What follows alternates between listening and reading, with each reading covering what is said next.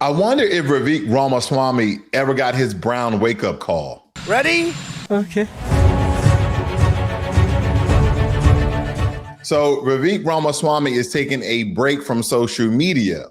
And a lot of people are asking the question, why? It's unclear how long this detox so-called will last. Well, his posts on X are typically littered with racist comments about his Indian heritage and Hinduism.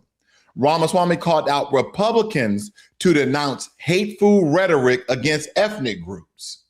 Also, they were stating that he's teaching his son how to poop on a beach in Ohio.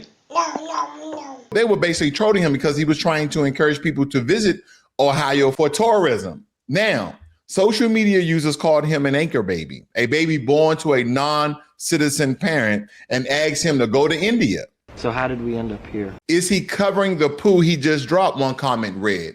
You teaching him how to poop in the sand and cover it. Very impressive, another wrote. People berated him and said, Ohio Sea Beach should remain a hidden gem to Indians by New Delhi standards. Yes. One wrote, replying to Vivek's comments, that Ohio is going to be America's next great summer tourism destination.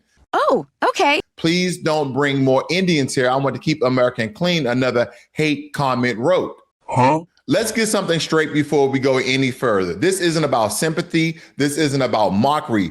And this damn sure isn't about defending racism. This is about exposure, because Vivek Ramaswamy didn't just rage quit social media. He collided with a system foundational Black Americans have been warning every single non-white group about for generations. And the system didn't whisper. It spoke very clearly. Vivek didn't enter American politics quietly.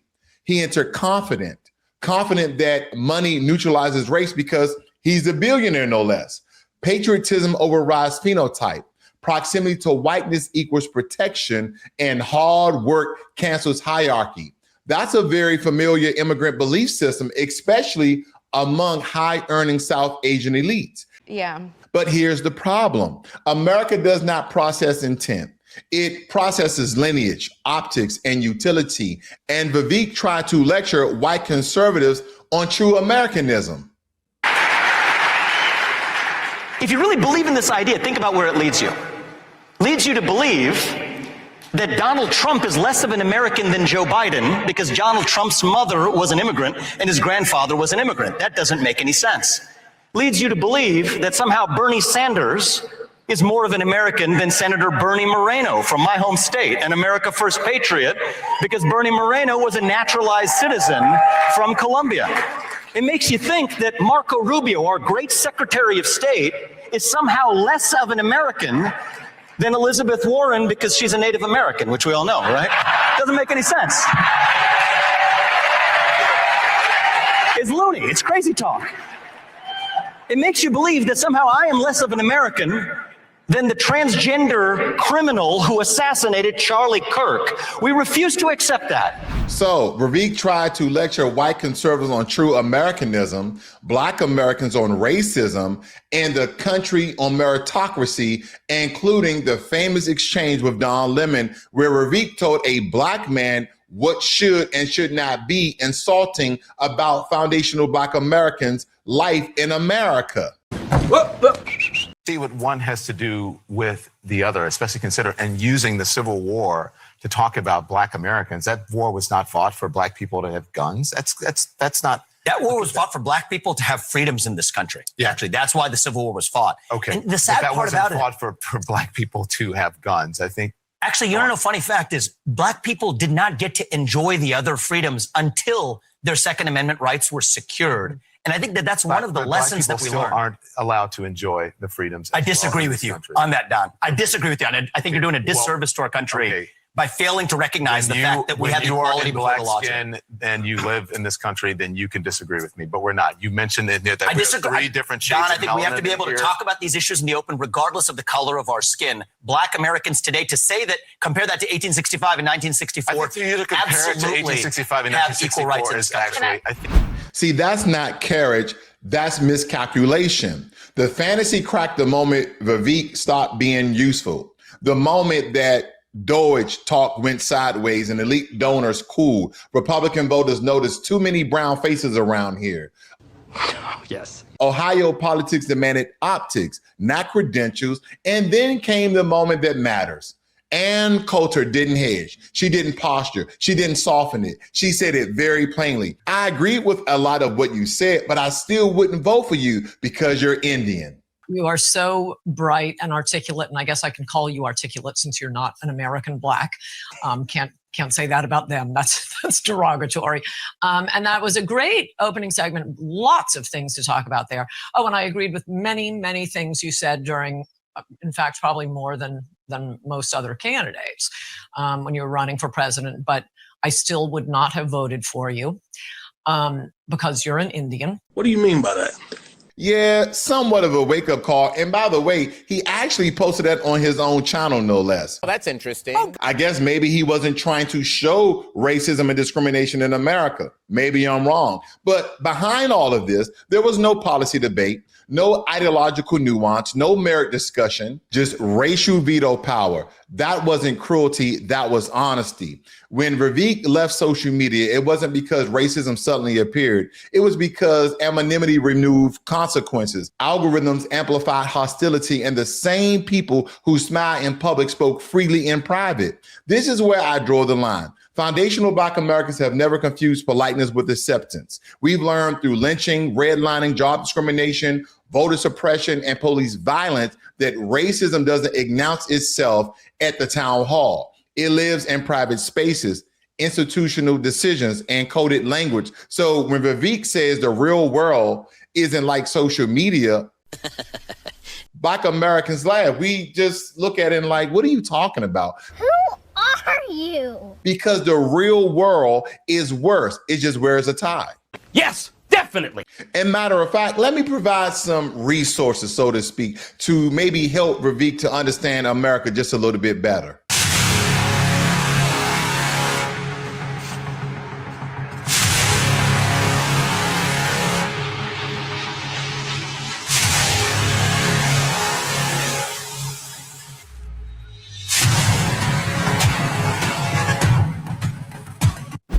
That the people pooping on the beach, like that's what they do back home. We are not back home. We are in Canada. As a local, I refuse to let my kids dig in the sand on beach one. And you guys are saying all the tents are gone. No, they're not. No, they're fucking not. The beach is full of tents, full. And this is not including in the side areas of the beach. There is little treed areas there that is like mini forest, but it's cleared. So people can put up camp there. That is where they're still 100% doing it. And they are still 100% doing it on the beach, but more discreetly. So I went for a walk down the beach and I got a bit lost and there was nothing around, nothing at all. And India had fed my belly as it does everyone's, and so I had to fucking have a shit in the sea. Primal as fuck. Hello, beta. My question is, did you take your swim shorts off or not? Pooping on the beaches is wrong. Don't do it. For those kind of things, there are streets. No, just go to the washroom of the Tim Hortons you work at. Oh shit, I'm gonna die in here! Die! He's dropping the shit on me! What the fuck? Hey, this is... I'm sinking!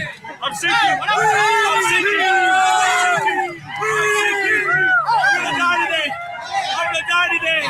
They're gonna kill me. So much shit. So much shit. We keep pushing. We keep pushing. I walk untouched. I am the one who shits.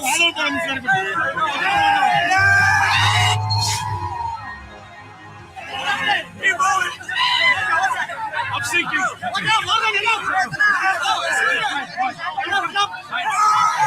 Even with the hazmat suit and gun. Yes, Indians poop throwing festival. You pooped in your pants. I pooped my pants. Well, anyway, Here's the uncomfortable truth many immigrants don't want to hear. You don't enter America as an individual. You enter as a category. No resume overrides skin tone, accent, surname, or political usefulness. And South Asian immigrants, mostly those aligned with conservative politics, often believe we're not black, we're not brown, we're not like them, we'll be judged fairly. That illusion only survives until it's tested. Vivek didn't fail because he wasn't smart enough. He failed because merit does not outrank hierarchy. Oh man, it's getting dangerous over here. All good people, and I appreciate that, because last debate he said we were all bought and paid for, and I thought about that for a little while and said, you know, I can't imagine how you could say that knowing that you were just in business with the Chinese Communist Party and the same people that funded Hunter Biden millions of dollars was a partner of yours as well. It's not nonsense. So look, here's what I want to respond. These are good people who are tainted by a broken system, and it's not the fault of anybody who's involved. Some of us are tainted. Excuse me. Thank you for speaking while I'm interrupting. While I'm speaking. You said about hateful. If I may finish. You can't be on both sides. Gentlemen, you'll have your turn.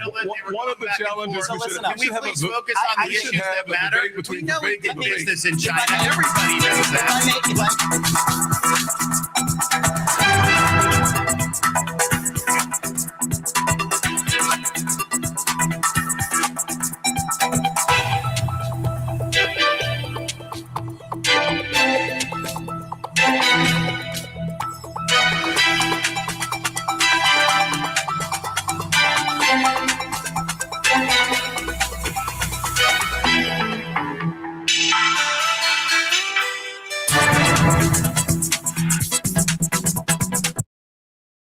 Vivek Ramaswamy, Elon's partner in Doge, set this off on Twitter when he put out the following statement. He said, the reason top tech companies often hire foreign-born and first-generation engineers over Native Americans isn't because of an innate American IQ deficit, that being a lazy and wrong explanation.